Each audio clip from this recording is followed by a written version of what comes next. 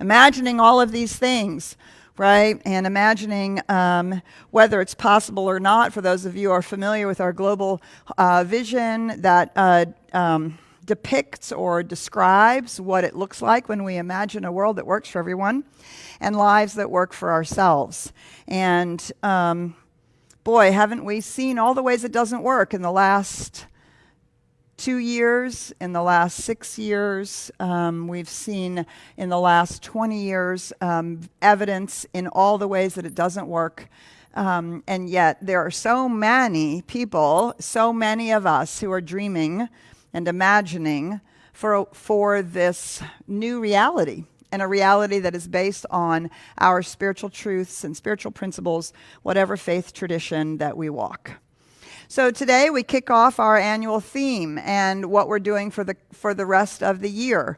And as you know, we weren't able to have our burning bowl ritual yesterday, which is usually the time that we kick it off.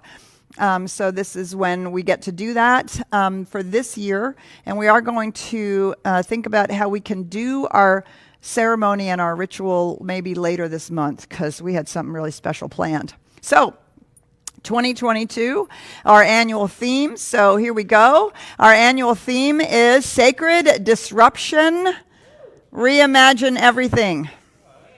Sacred Disruption, Reimagine Everything. And so this is our image and our annual theme for the year. And if you look here, what our sacred space has done to depict this beautiful spiral of possibilities, we want to thank our sacred space for doing just an amazing job of a very somewhat esoteric theme. Sacred disruption, reimagine everything. And don't we feel as though our lives have been disrupted? Holy mackerel. And they have continued to be disrupted. Here I thought 2021 would be the year everything would come back together. And then, you all know the stories about your own lives. And if you're a part of CSLDallas, you know the story of CSLDallas's life. And here we are, January 2nd, and once again, having the opportunity to feel disrupted.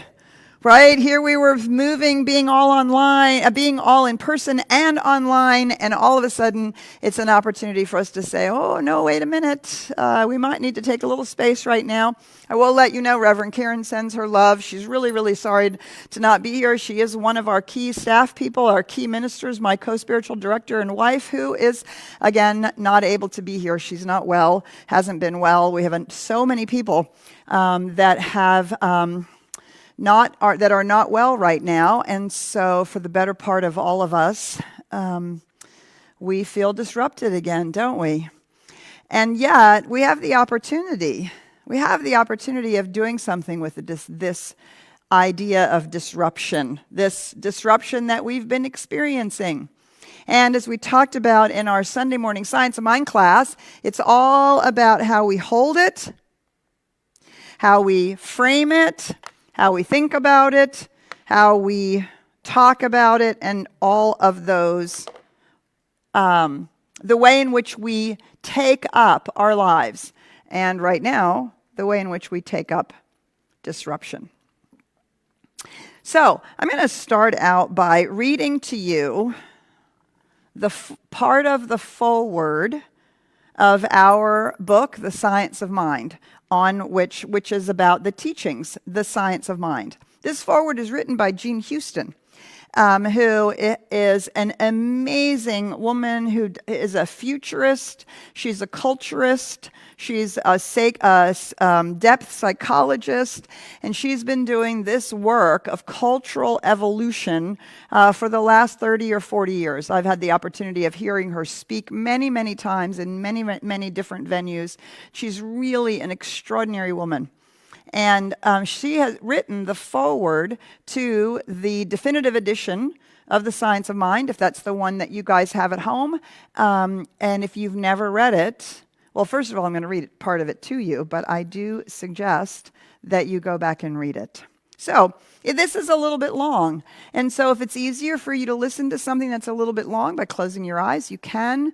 Or I just invite you to just let these words just kind of wash over you and hear what it is that Jean is saying. This is a book and a teaching for the ages. It contains the distilled wisdom of many eras, many cultures, and one great soul. To read it is to be charged in the alembic of change. An alembic is an distillation process that they used to use in alchemy. To read it is to be charged in the alembic of change, to enter into partnership with God, to relearn the laws of co-creation. It is perhaps one of the most potent and influential teachings and books of the 20th century, yet it appears in no compendium of great books. Its words have inspired countless millions, seeded the growth of spiritually innovative churches and philosophies, yet no university places it in its curriculum. In precise and powerful prose, it lays out the blueprint for the remaking of the mind and the reenactment of the world. Yet the architects of psychological and social forms know little about it. Perhaps this is as it should be, for it is the hidden masterpiece which must be discovered only when one is ready to enter upon the larger life. If I were to state the essence of the teaching of the science of mind, it would be that the highest God and the innermost God is one God. The core of each human being is the original creative genius of the universe. We are, therefore, the lensing of God stuff on earth, the focalization of eternity in time. I'm going to read those two sentences again. The core of each human being is the original creative genius of the universe. We are, therefore, the lensing of God's stuff on earth, the focalization of eternity in time. Consciously or unconsciously, we direct the flow of universal mind into form. In homier terms, the cosmic engine is started, but we guide it in our own lives. This grants us tremendous power, and with it, the innate responsibility to make or break our world through the extraordinary working power of our own minds. Thus, the practical emphasis in the science of mind of schooling in the power of trained thought.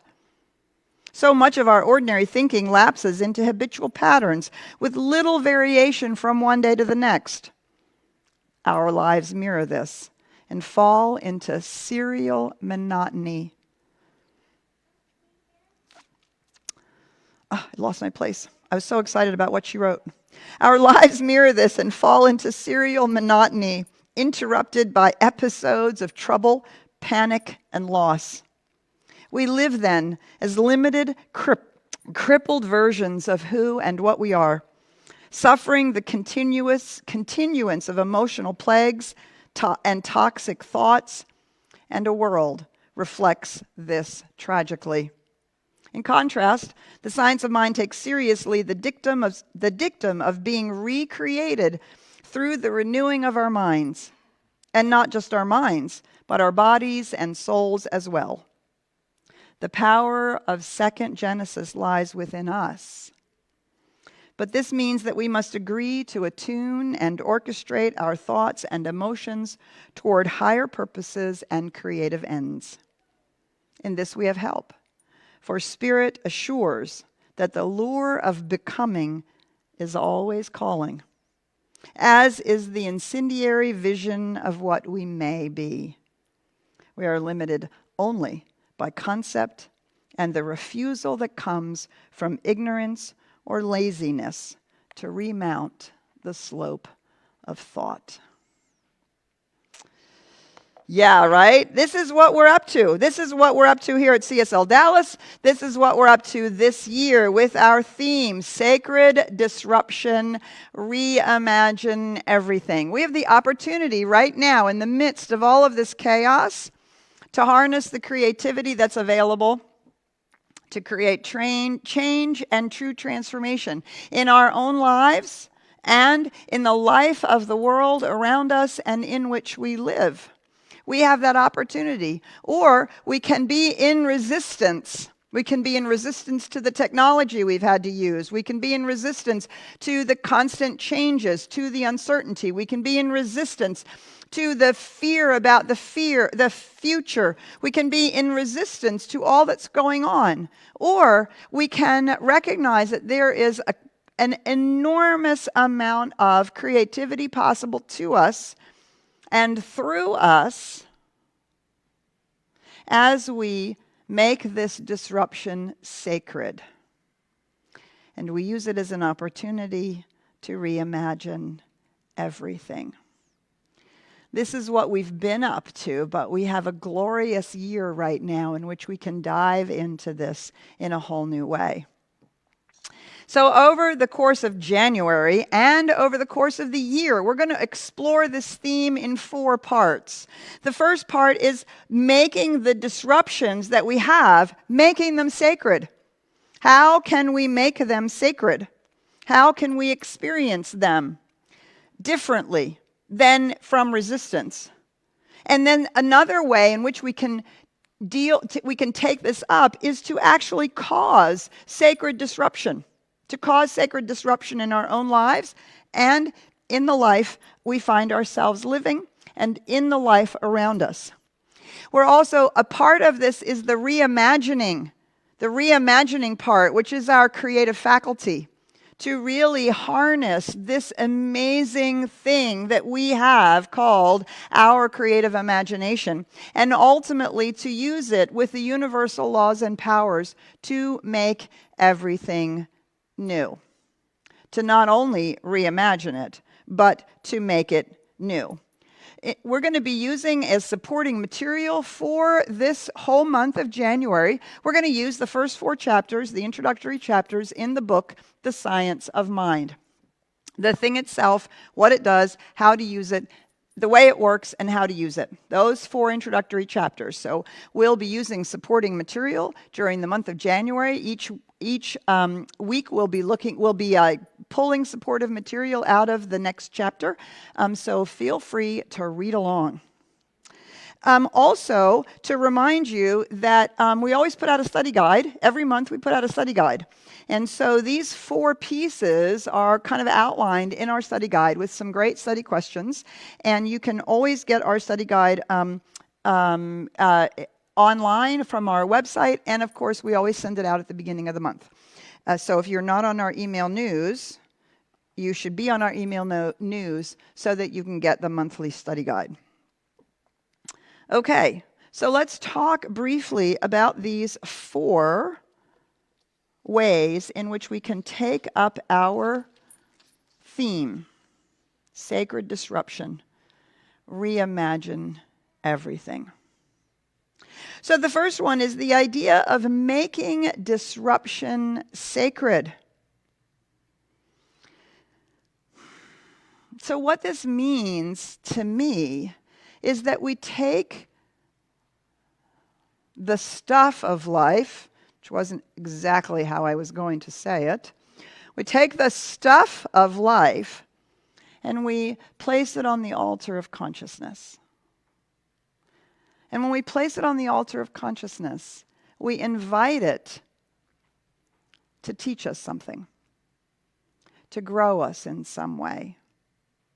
We invite ourselves into the opportunity to ask, how can I bring my spiritual practice to bear on this? And I don't mean just a classic formal meditation practice. I mean the practice of applying my spiritual principles and my spiritual beliefs in the moment of the disruption. How do I apply and practice it? When I'm in the moment of the disruption, or when I'm thinking about how disrupted life has been and may still become. It is in the taking of the human condition and bringing it to the altar of consciousness that we have the opportunity of making it sacred by saying every moment is worthwhile. every moment gives us an opportunity for transformation. And when we do that, the disruption gets alchemized into a possibility, into an opportunity for transformation. Our souls take it up in an entirely different way that deepens us. Now, this does not mean that we don't feel the feelings of the disruption. It doesn't mean that we don't have a human experience of the disruption. What it means is that we put that disruption inside a sacred container. So, for me, we had a very disrupted holiday. As many of you know, our granddaughter finally was able to have her eye surgery over the course of this holiday. That meant for 7 days we had to keep her quarantined. So we had no holiday engagements, we had no holiday parties. She wasn't able to be here on Christmas Eve out with everybody. And I noticed that I was very anxious and very tense about keeping her safe because she didn't have her surgery in October because she got COVID, which she then gave to us.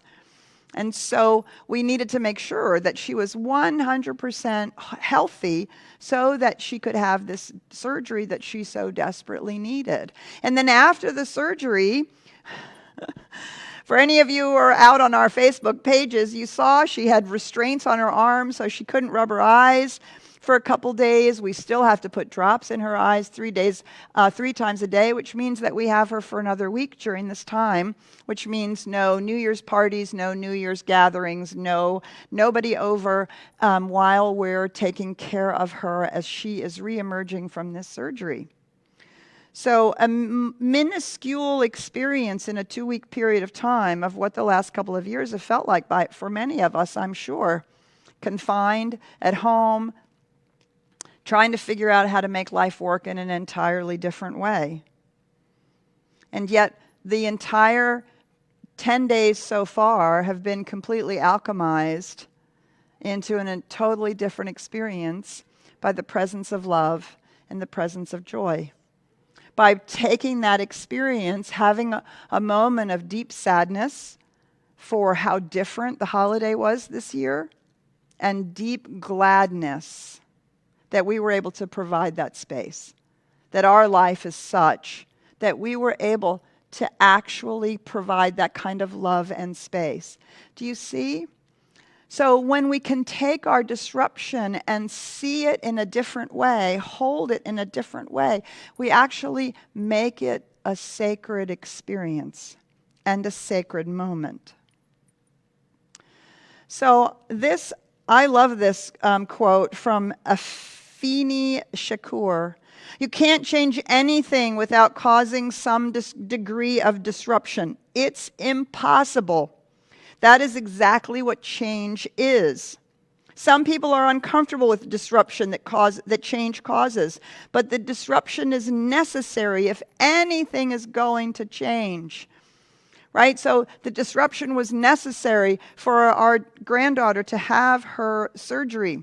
These disruptions that we've been going through, and the disruptions that we've been experiencing on the political scale, the disruptions that we've been experiencing on the environmental scale, all of these disruptions, including the disruption of the pandemic, are all opportunities that allow for change.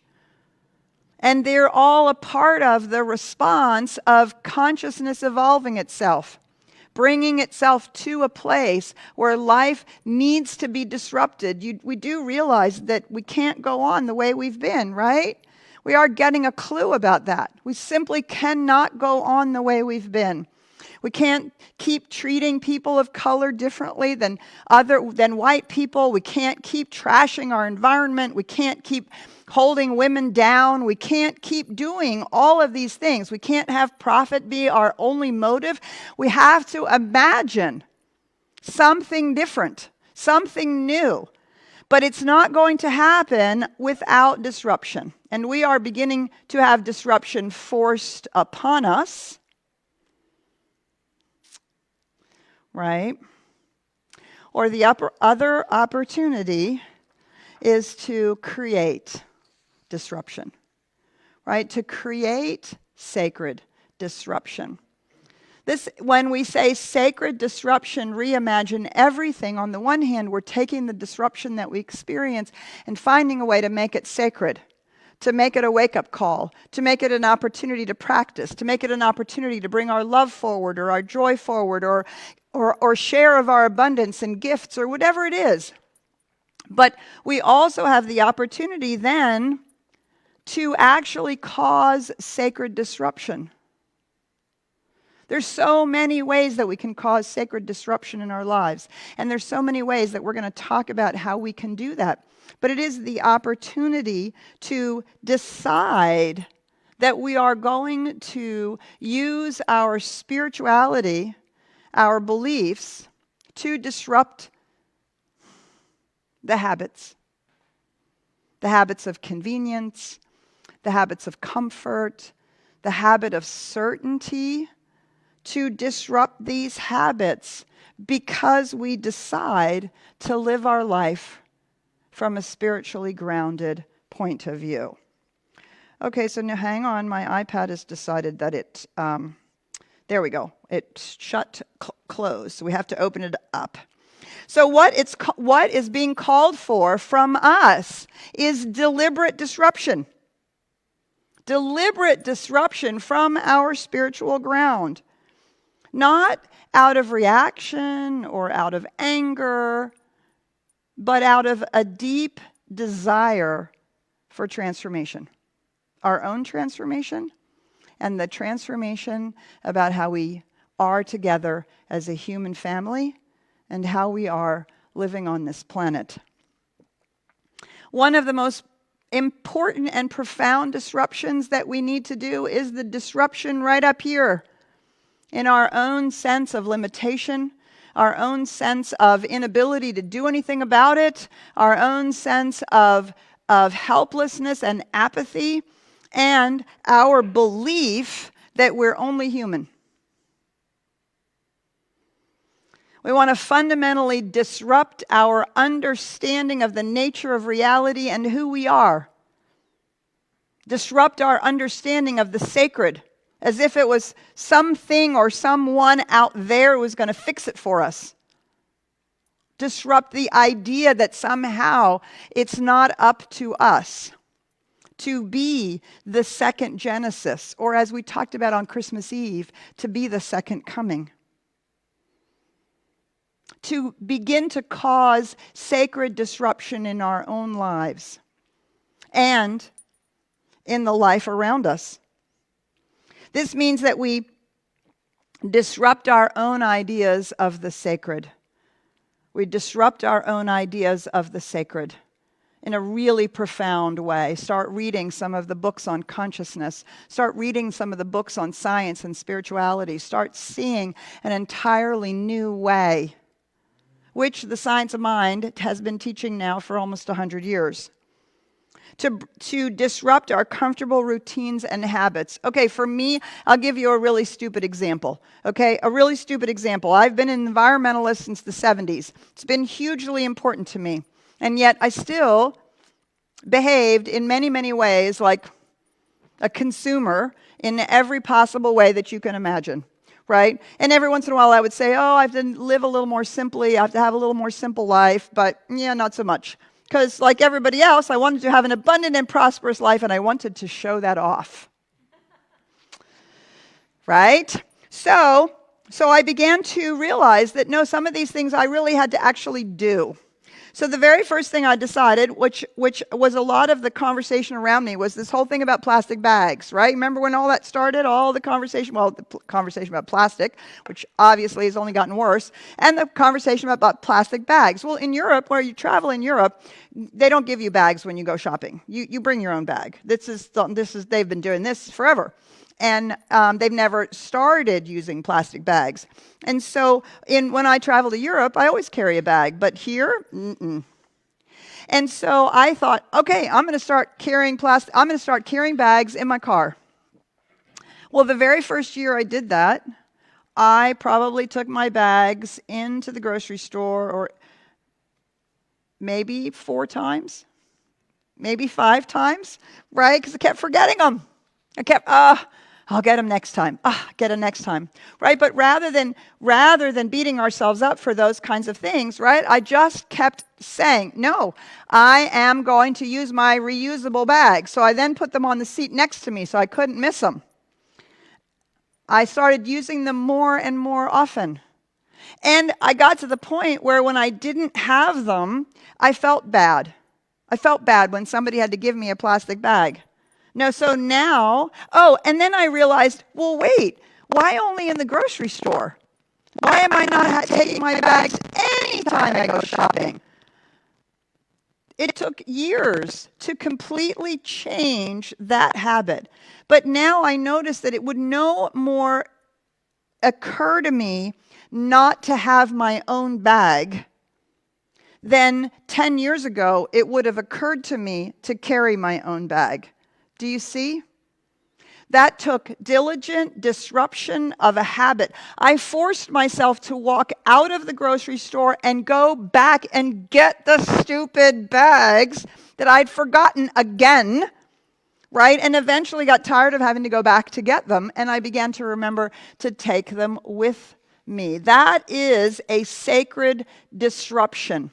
That is a decision to disrupt a habit of thinking and behaving based on the things that I value and believe. Do you see? So when we are causing sacred disruption, we're doing this in our own lives, breaking the comfortable routines and habits, like how easy it is to jump into our car and drive rather than walk, how much we want to park right by the front door. And yet, when I'm in Europe, I'll walk a mile. I'll walk a mile and think absolutely nothing of it. I'll walk all day from grocery store to sightsee to whatever it is. I think nothing of it. But here in the United States, I want to get in my car. What do you mean walk? And I want to park as close as possible. But do you see, that's just a habit. And we can disrupt all of the ways in which we seek this normalcy, because normal is no longer going to cut it, is it? Al Gore talked about it in his movie called The Inconvenient Truth.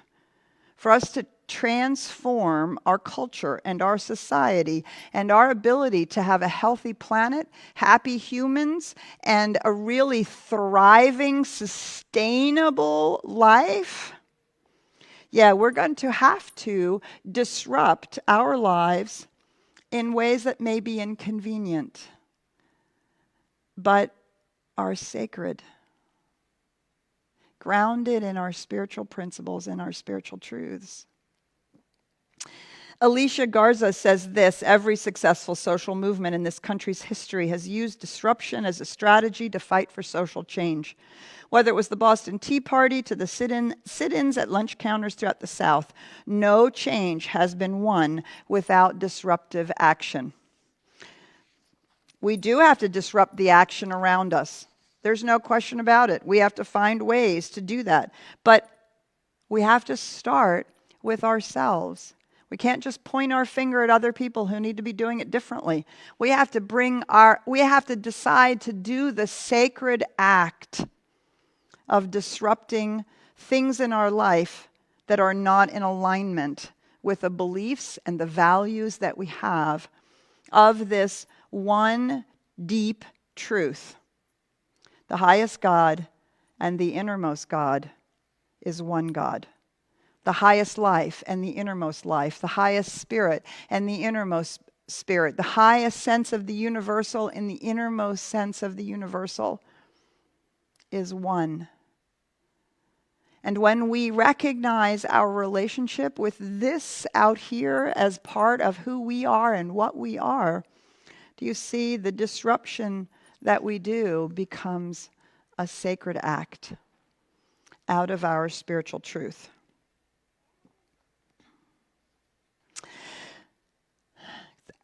Imagine everything everything. Reimagine everything. That's our theme. Sacred disruption. Reimagine everything. Imagine it new, as Kirby so beautifully sung that John Lennon song, right? We have a creative faculty that allows us to do it. This is what we teach. This is what the science of mind teaches, metaphysics teaches, new thought teaches. Have a new thought. Imagine it differently. That's where it begins. It begins right within our own consciousness. And we imagine it so vividly that it becomes real to us. It's not just that intention. It's not just a wishful thinking or a nice idea. Or wouldn't it be nice if everybody got along? Right? No, it's the creative faculty of actually reimagining it. Not just remembering how it's been or thinking about how we hope it might be, but to imagine it in a deliberate and concrete way.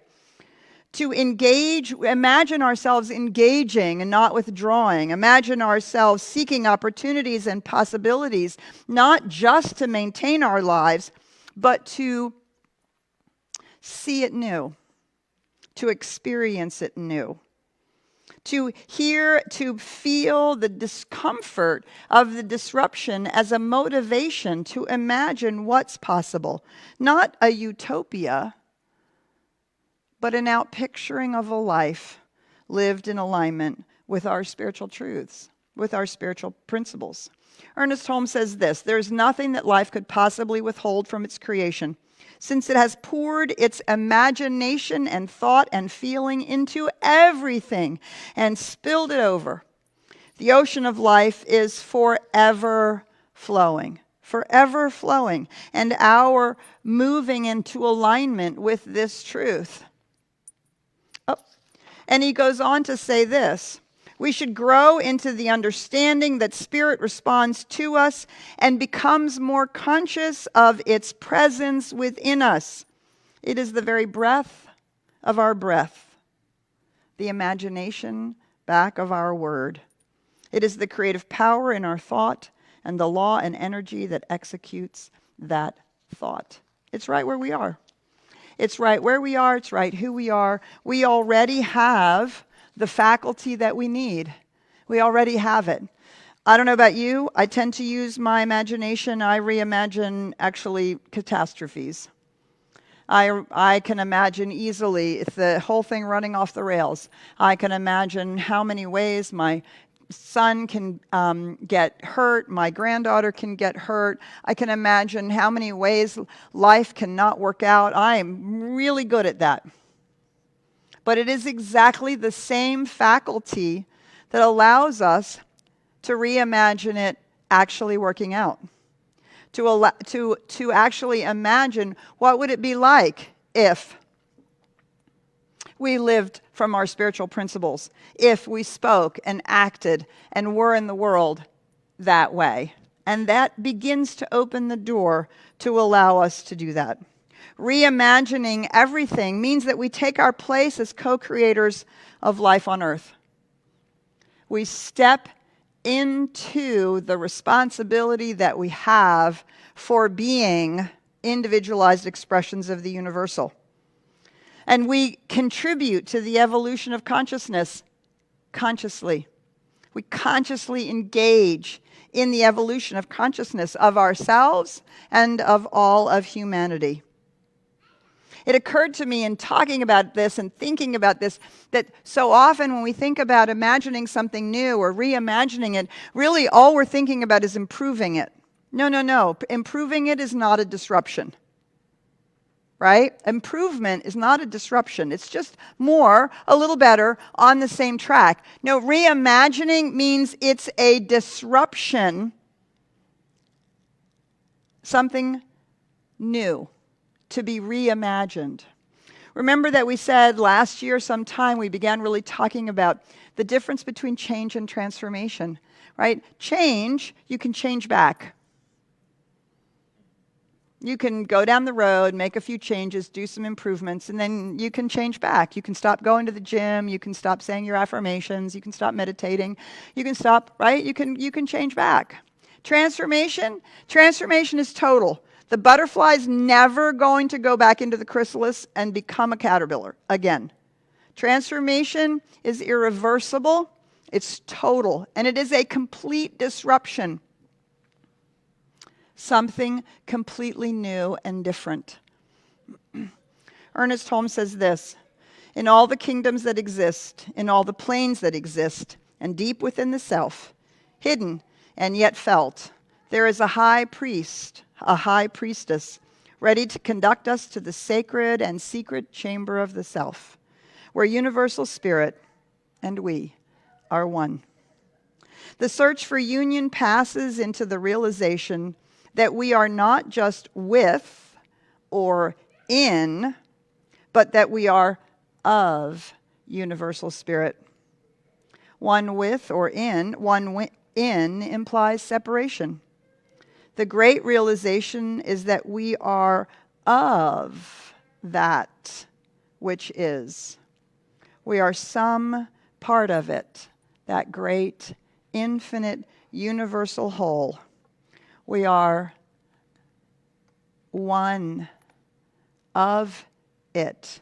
We are the infinite making itself known in the world as individuals. This is what we're up to. This is what we're up to in the month of January. This is what we're up to this year, is to take our place in the evolution of consciousness and in the evolution of humanity, and to do it deliberately with consciousness and with mutual support. That's why we're part of a community, so we don't have to do it alone. All right. So I'm going to close. I want to read to you the rest of this foreword from Jean Houston. So I invite you to close your eyes. I do invite you to close your eyes and to go within and to listen to these extraordinary words. The science of mind gives us the passion for a new possibility, along with precise and clear directions for building a new matrix of mind and manifestation. It shows us how to activate the constructive imagination and how to hold in thought and feeling the intention and energy for healing, for wholing, and for co-creation. It shows us how to stop boring God by waking up to the fact that we are here in God's school to learn the principles of world making and the evolving of self and society. Evolution is seen to follow involution, wherein we discover that our minds are stargates. Our bodies celled of mysteries that give us keys to the emerging phase of our own existence. Holmes and the science of mind were one of the first to direct us to what is to be found in the vast ecology of inner space. In this scope of understanding and application, it anticipates and prepares the field for the revolution in mind and brain research that was to come. The patterns of an emerging sacred psychology are offered in the knowing that as we go within, we can access the depth structures of our being and build bridges to the great archetypical realm wherein lie the dynamic designs that form and reform our reality. The science of mind shows us how to be active and creative citizens in a universe and innerverse richer than all previous imaginings.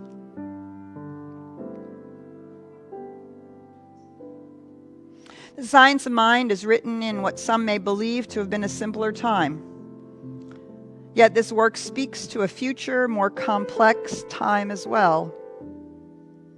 And although Holmes's use of language belongs to the 20s and 30s, the ideas expressed remain larger than the constraint of words and even more relevant to today's necessities. Holmes and the Science of Mind seem to anticipate the world of a new millennium, with its compounding of factors unique to human experience. How can we deal with a world in the throes of whole system transition, in which everything that we have known is changing at so rapid a pace that we are caught between the dangers that threaten us and the opportunities that beckon us? Educated for the demands of a different time and culture, we are called to be re-educated, to use much more of ourselves in meeting the many new challenges that confront us. We have no choice then to democratize greatness and utilize the whole continuum of human and divine potential. The Science of Mind says that this is not only possible, it is what is expected of us. Indeed, it is that for which we have been created. The infinite, knowing that it cannot contract, has coded the relative, meaning ourselves, for expansion into it. For the first time in human history, we are required as a species to extend ourselves into radically new ways of being. The tasks that are now ours, the tasks of virtual creation, compel the evolution of consciousness that tells us that we are part of the great unfolding of spirit and flesh.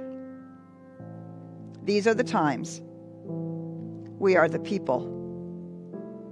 This is the teaching that can help us do it. And so it is.